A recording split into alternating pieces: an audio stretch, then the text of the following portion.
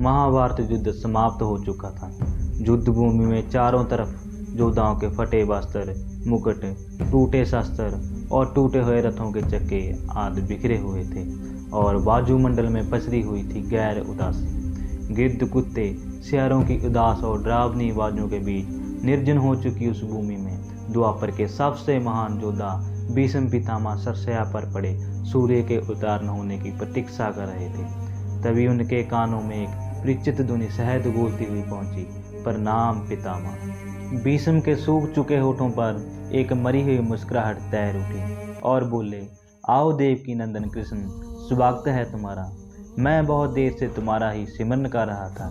कृष्ण बोले, क्या कहूँ पितामह, अब तो यह भी नहीं पूछ सकता कि कैसे हैं आप। भीष्म पितामह चुप रहे। कुछ क्षण बाद बोले, कुछ पूछूं केशव, बड़े अच्छे समय से आए हूँ। संभवतः शरीर छोड़ने के पूर्व मेरे अनेक कर्म समाप्त हो जाएंगे। कृष्ण बोले, कहिए ना पितामह। भीष्म पितामह ने कहा, एक बात बताओ कृष्ण, तुम तो ईश्वर हो ना। कृष्ण ने बीच में ही टोका और कहा, नहीं पितामह, मैं तो आपका पुत्र हूँ, ईश्वर नहीं। भीष्म उस घोर पीड़ा में भी ठाक के लहाकर हंस पड़े और बोले, कृष्ण, मैं अपने जीवन का स्वयं कभी आकलन नहीं कर पाया। संभवतः नहीं जानता कि अच्छा रहा या बुरा, पर अब तो इस तरह से जा रहा हूँ कन्हैया, आप तो ठगना छोड़ दो। कृष्ण भीष्म पितामह के थोड़ा करीब आए और उनका हाथ पकड़कर बोले, कहिए पितामह, क्या पूछना चाहते हैं आप। भीष्म पितामह बोले, एक बात बताओ कन्हैया, इस युद्ध में जो हुआ वो ठीक था क्या। कृष्ण ने कहा, किसकी ओर से पितामह, पांडवों की ओर से या कौरवों की ओर से। भीष्म पितामह ने कहा, कौरवों के कांटों पर चर्चा का तो अब कोई अंत है ही नहीं कन्हैया, पर क्या पांडवों की ओर से जो हुआ वो सही था। आचार्य द्रोण का वध, दुर्योधन की जंगा के नीचे प्रहार, दुशासन की छाती का चीरा जाना, जयद्रथ के साथ हुआ छल, निहत्थे कर्ण का वध, सब ठीक था क्या। कृष्ण ने कहा, इसका उत्तर मैं कैसे दे सकता हूँ पितामह, इसका उत्तर तो उन्हें देना चाहिए जिन्होंने यह किया। उत्तर दे दुर्योधन का वध करने वाला भीम, उत्तर दे कर्ण और जयद्रथ का वध करने वाला अर्जुन। मैं तो इस युद्ध में कहीं था ही नहीं पितामह। भीष्म पितामह ने कहा, अभी भी छलना नहीं छोड़ोगे कृष्ण। भीष्म भले ही कहता रहे कि महाभारत को अर्जुन और भीम ने जीता है, पर मैं जानता हूँ कन्हैया कि यह तुम्हारी और केवल तुम्हारी विजय है। मैं तो उत्तर तुम्ही से पूछूंगा कृष्ण। भीष्म पितामह के इतना कहते ही कृष्ण थोड़ा गंभीर स्वर में बोले, तो सुनिए पितामह, कुछ बुरा नहीं हुआ, कुछ अनैतिक नहीं हुआ, वही हुआ जो होना चाहिए था। भीष्म पितामह ने कहा, जय तुम कह रहे हो केशव, मर्यादा पुरुषोत्तम राम का अवतार कृष्ण कह रहा है। जय साल तो किसी युग में हमारे सनातन संस्कारों का अंग नहीं रहा, फिर जय उचित कैसे हुआ। कृष्ण ने कहा, इतिहास से शिक्षा ली जाती है पितामह, पर निर्णय वर्तमान की परिस्थितियों के आधार पर लेना पड़ता है। हर युग अपने तर्कों और अपनी आवश्यकता के आधार पर अपना नायक चुनता है। राम त्रेता युग के नायक थे, मेरे बाग में द्वापर आया था। हम दोनों का निर्णय एक सा नहीं हो सकता पितामह। भीष्म पितामह ने कहा, मैं कुछ समझ नहीं पाया कृष्ण।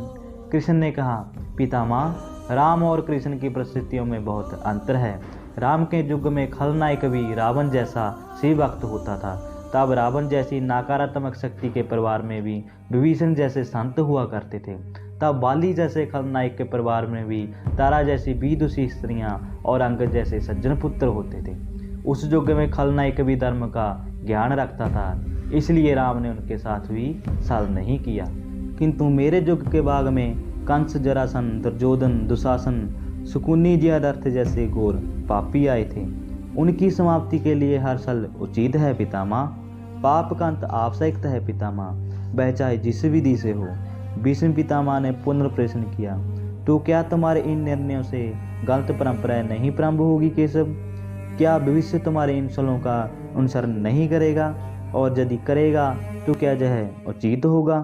कृष्ण ने कहा, भविष्य तो इससे भी अधिक नकारात्मक आ रहा है पितामह। कलयुग में तो इतने से भी काम नहीं चलेगा, वहाँ मनुष्य को कृष्ण से भी अधिक कठोर होना पड़ेगा, नहीं तो धर्म समाप्त हो जाएगा।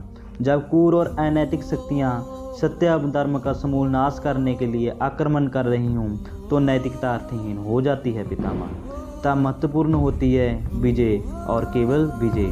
भविष्य को जय सीखना ही होगा पितामह। भीष्म पितामह ने पूछा, क्या धर्म का नाश भी हो सकता है? और सभी धर्म का नाश होना ही है तो क्या मनुष्य इसे रोक सकता है? कृष्ण ने कहा, सब कुछ ईश्वर के भरोसे छोड़कर बैठना मूर्खता होती है पितामह। ईश्वर सब कुछ नहीं करता पितामह, केवल मार्गदर्शन करता है। सब मनुष्य को ही करना पड़ता है। आप मुझे भी ईश्वर कहते हैं ना, तो बताइए पितामह, मैंने स्वयं इस युद्ध में कुछ किया क्या? सब पांडवों को ही करना पड़ा ना। यही प्रकृति का संविधान है। युद्ध के प्रथम दिन यही तो कहा था मैंने अर्जुन से, यही परम सत्य है। कृष्ण की बातों को सुनकर भीष्म पितामह संतुष्ट लग रहे थे। उनकी आंखें धीरे धीरे बंद होने लगी। उन्होंने कहा, चलो कृष्ण, यह पृथ्वी पर अंतिम रात्रि है, कल संभवतः चले जाना होगा। अपने इस अभागे वक्त पर कृपा करना कृष्ण। कृष्ण ने मन में ही कुछ कहा और भीष्म को प्रणाम कर लौट चले। पर युद्ध भूमि के उस डरावने अंधकार में भविष्य को जीवन का सबसे बड़ा सूत्र मिल चुका था। जब अनैतिक और क्रूर शक्तियाँ सत्य और धर्म का प्रचार करने के लिए आक्रमण कर रही हों, तो नैतिकता का पाठ आत्मघाती होता है। ईश्वर कुछ भी नहीं करते, ईश्वर सिर्फ राह दिखाते हैं। सब कुछ हमें ही करना पड़ता है और ईश्वर के भरोसे हाथ पर हाथ रखकर बैठे रहना मूर्खता होती है।